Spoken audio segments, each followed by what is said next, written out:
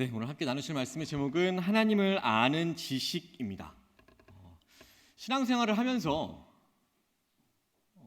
중요한 것들이 너무나도 많이 있습니다. 하지만 그것들 중에 하나가 바로 하나님을 바로 아는 것입니다. 그래서 호세아 선지자는 이스라엘 백성들이 하나님을 아는 지식을 버려서 망했다라고 선포하면서 하나님을 힘써 알자라고 선포합니다. 실제로 이스라엘 백성들이 징계와 심판을 받았던 이유를 살펴보면 하나님을 아는 바른 지식이 없었기 때문임을 알 수 있습니다. 여기서 말하는 하나님을 아는 지식이라는 것은 피상적인 지식이 아닙니다.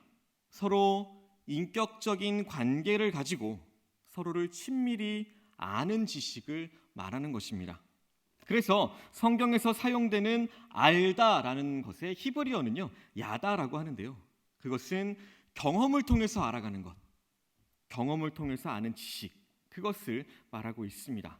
예를 들면 마리아가 천사를 통해서 자신이 성령으로 잉태되었다라는 사실을 알게 되었을 때에 이렇게 대답을 합니다. 나는 남자를 알지 못합니다. 그런데 여기서 마리아가 남자를 알지 못했다라는 것은 남자에 대한 경험이 없었다는 것을 의미합니다. 경험에 대한 지식. 자, 그렇다면 저와 여러분들은 하나님에 대해서 얼마나 알고 있을까요? 오늘 말라기 선지자가 살았던 당시의 이스라엘 백성들은 하나님을 아는 지식을 잃어버렸습니다. 하나님을 예배하지 않았고요. 자기 멋대로 살아가는 그런 범죄를 저질렀습니다.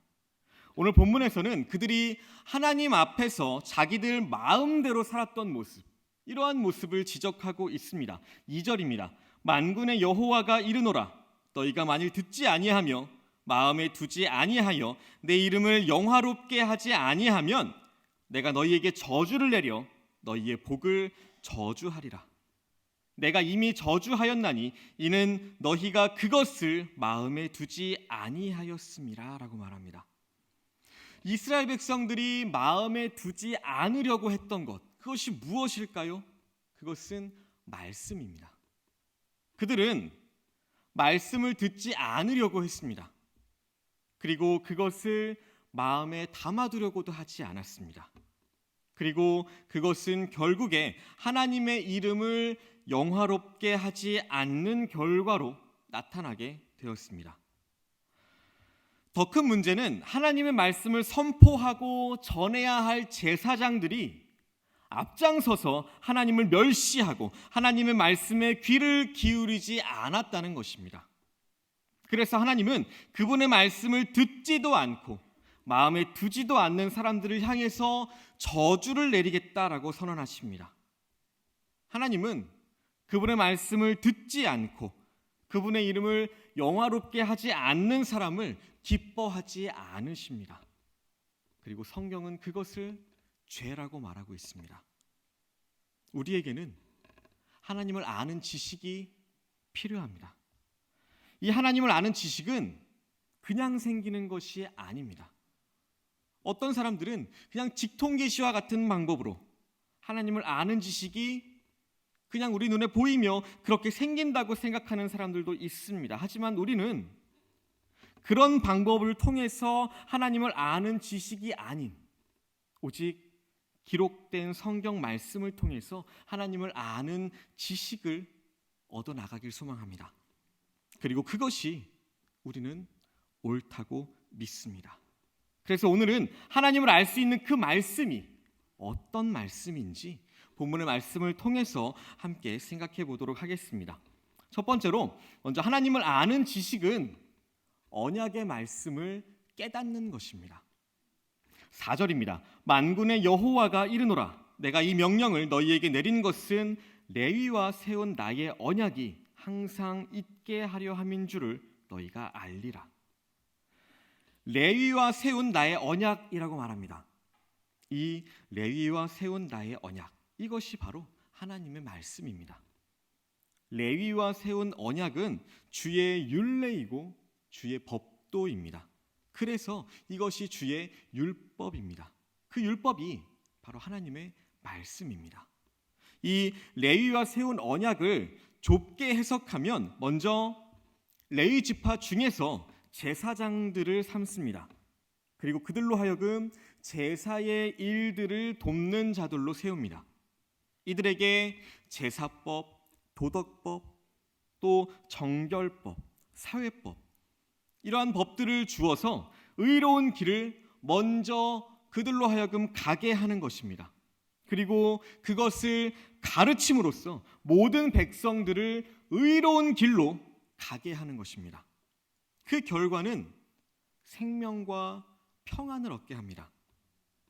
또한 하나님을 경외하게 하기 위함이었습니다. 하지만 레위인들은 제사장들을 포함해서 그 길을 가지 못했습니다. 아울러서 일반 백성들에게도 가르치지 못했습니다. 그리고 그들은 그 길을 가게 하지도 못했습니다. 이 레위와 세운 언약을 넓게 해석하면 레위인에 대한 그 말씀을 오늘날 교회에 그대로 적용하는 것은 어렵습니다. 예수 그리스도로 말미암아서 성전과 제사 등의 많은 의례적인 부분들이 온전하게 성취가 되었기 때문입니다. 성전과 제사가 교회와 예배로 온전해졌습니다. 그래서 당연히 제사장을 포함한 레위인의 직위와 역할도 문자 그대로 우리에게 적용할 수는 없습니다. 그럼에도 불구하고 예수 그리스도로 말미암아서 성전 제도가 완성이 되었기 때문에 오늘날 교회, 그리스도인들에 대해서 구약의 제사장의 직임과 역할보다 레위인의 역할로 이해하는 것이 바람직할 것입니다. 다시 말해서 레위와 세운 이 언약은 꼭 레위인과 세운 언약이 아닌 예수 그리스도를 믿는 모든 그리스도인들과 세운 언약이라는 것입니다. 그리고 그 언약이 바로 하나님의 말씀입니다. 여기서 중요한 것은 언약입니다. 본문의 말씀을 좁게 해석하든 또 넓게 해석하든 하나님이 레위 사람들, 오늘날의 그리스도인들과 언약을 맺으셨다는 것입니다. 그래서 하나님과 하나님 백성과의 사이는 언약의 관계입니다. 지금 여기서는 언약이라는 것을 강조하고 있습니다. 그것은 계약과 구별하기 위해서입니다. 하나님은 레위와 언약을 세우셨습니다. 계약을 맺으신 것이 아니었습니다. 언약과 계약, 이것은 얼핏 보기엔 비슷해 보입니다. 하지만 분명히 차이가 있고 다른 것입니다. 먼저 계약은 당사자 간의 약속입니다. 그래서 계약이라는 것은 두 당사자 간의 한쪽이라도 어기게 되면 그 계약은 파기됩니다. 하지만 언약은 다릅니다. 언약이라는 것은 일방적인 약속을 뜻하는 것입니다. 하나님께서 상대방에 물어보지도 않으시고 그냥 일방적으로 내가 너를 선택하였고 너를 사랑하기로 결정했다, 이렇게 약속하신 것, 그것을 언약이라 말합니다. 모든 하나님의 백성들, 이러한 사람들은 바로 이와 같은 하나님의 언약의 백성들입니다. 즉 하나님과 내가 계약을 한 것이 아니라 하나님의 일방적인 선택과 일방적인 사랑으로 우리를 축복의 대상으로 삼아주신 것입니다. 만약에 우리가 하나님과 언약 관계가 아닌 계약 관계였다면 우리가 어떻게 될까요? 우리가 하나님의 말씀을 잘 순종하고 잘 지키기로 맹세함으로 인해서 하나님의 백성이 되기로 계약을 했다면, 언약이 아닌 계약을 했다면 아마도 우리는 벌써 하나님의 심판과 징계를 받아서 지옥에 있을 것입니다. 그런데 하나님께서 일방적인 약속, 즉 계약이 아닌 언약을 하셨기 때문에 우리의 형편과 처지와 또 상태와 모습과 상관없이 하나님이 우리를 자녀로 삼아주시고 사랑하기로 약속하신 것입니다. 그래서 그 하나님의 말씀을 다 지키지 못해도 우리는 심판을 받지 않습니다.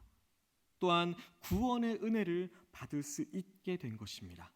이 하나님을 아는 지식, 이것이 이토록 놀라운 것입니다. 두 번째로 하나님을 아는 지식은 진리 안에 거하는 것입니다. 6절입니다. 그의 입에는 진리의 법이 있었고 그의 입술에는 불의함이 없었으며 그가 화평함과 정직함으로 나와 동행하며 많은 사람을 돌이켜 죄악에서 떠나게 하였느니라. 여기서 말하는 진리는요, 하나님의 말씀입니다. 즉 진리 안에 거한다는 것, 이것은 우리가 말씀 안에 거한다는 것을 뜻합니다. 그것은 하나님의 말씀을 잘 청종하고 그 말씀대로 순종하는 삶을 살아가는 것을 말합니다. 우리에게는 타협할 수 있는 것이 있고요, 타협할 수 없는 것이 있습니다.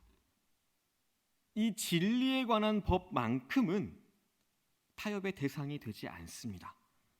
그러므로 하나님의 사람들은 진리의 말씀을 반드시 지키는 사람이어야 합니다.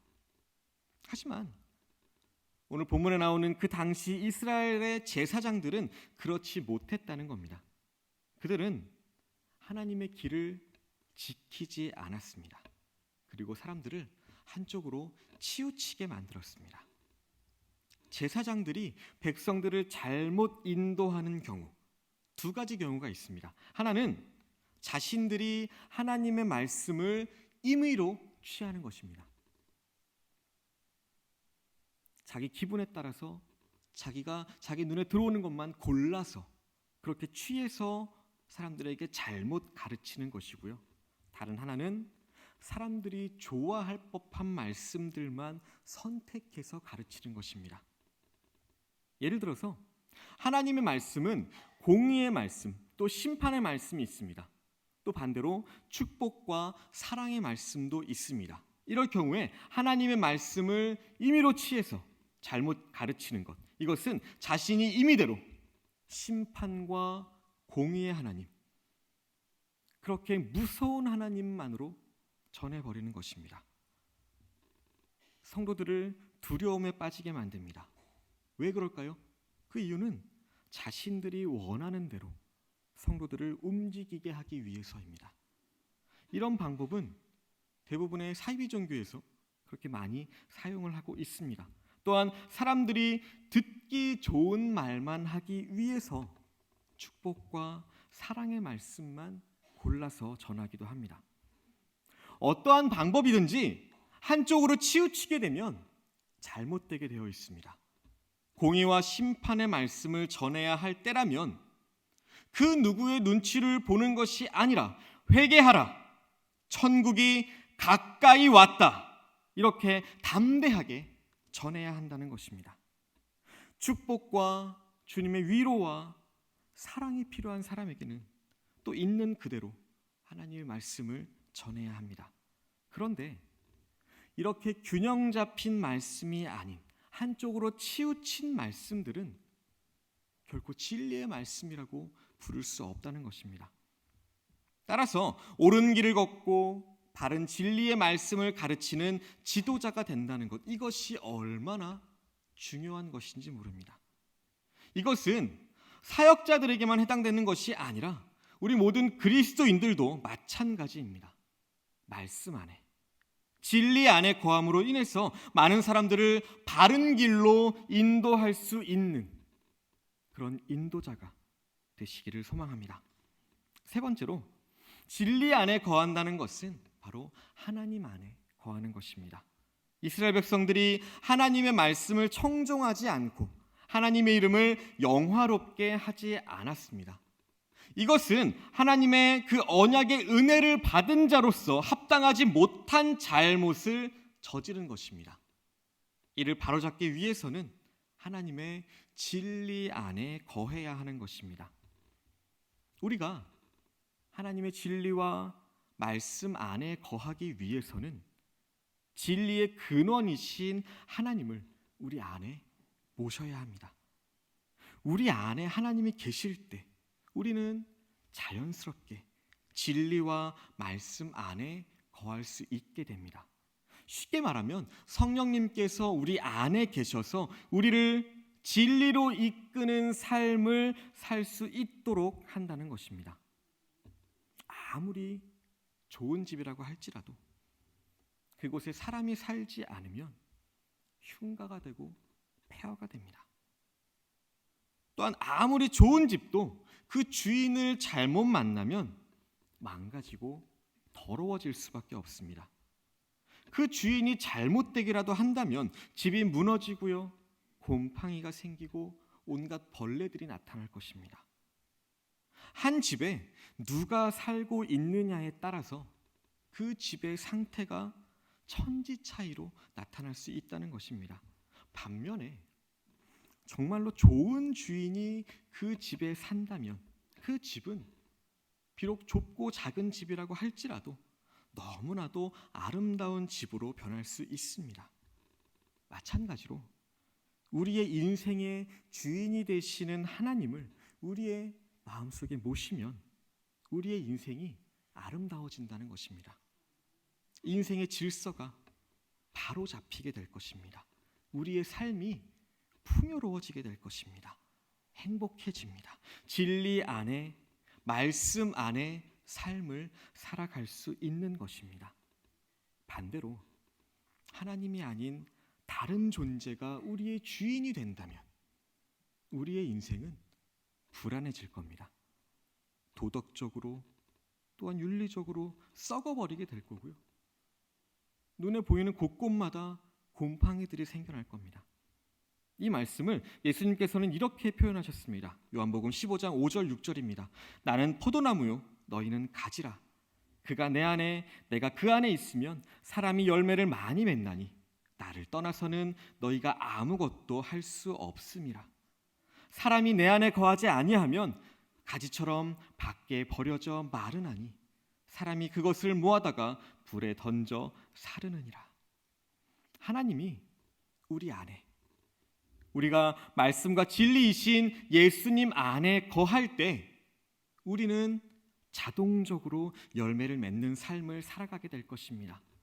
하나님께서 기뻐하시는 삶, 하나님을 알아가고 그분과 인격적으로 친밀한 교제를 누리는 삶, 풍성하고 아름다운 삶을 살 수 있게 될 것입니다. 그렇다면 지금 저와 여러분의 주인은 누구신가요? 바로 하나님이십니다. 하나님이 우리 안에 계시면 우리는 하나님의 말씀에 순종하는 삶을 살아갑니다. 하나님이 아닌 다른 존재가 우리의 인생을 주관한다면 우리는 그때부터 우리의 삶의 의미와 목적을 또 방향을 잃어버리고 방황하는 삶을 살아갈 수밖에 없습니다. 참된 기쁨과 안식이 무엇인지, 내 삶의 가치가 무엇인지를 알지 못한 채로 정처 없이 우리가 살아가는 인생 동안 헤맬 수밖에 없는 것입니다. 그래서 우리는 우리의 인생의 주관자이신 오직 하나님 한 분만을 우리의 주인으로 모셔야 합니다. 그분이 우리의 인생과 우리의 삶을 인도해 주실 겁니다. 그리고 그렇게 하나님께서 우리의 삶을 주관하셔야만 우리는 말씀과 진리 안에 거하는 삶을 살아갈 수 있을 것입니다. 말씀을 맺겠습니다. 하나님을 아는 지식은 언약의 말씀을 깨닫는 것입니다. 하나님의 말씀, 이것은 언약의 말씀입니다. 그것은 쌍방간에 계약된 말씀이 아니라 일방적인 언약의 말씀이기 때문에 더 우리에게 은혜로 다가오는 줄로 믿습니다. 하나님을 아는 지식은 진리 안에 거하는 것입니다. 진리는 하나님의 말씀입니다. 그 말씀은 때로는 공의와 심판의 말씀으로, 때로는 사랑과 축복의 말씀으로 우리에게 교훈을 줍니다. 어느 한편에 어느 한쪽에 치우친 말씀이 아닌 균형 잡힌 말씀으로 늘 하나님의 인도하심을 받으시기를 소망합니다. 하나님을 아는 지식은 하나님 안에 거하는 것입니다. 하나님을 우리 안에 모심으로, 예수님과 성령님을 우리 안에 모심으로 진리와 말씀 안에 거하는 삶의 참된 목적과 의미를 발견하고 또 가치 있는 삶을 살아가시기를 예수 그리스도의 이름으로 소망하고 축복합니다.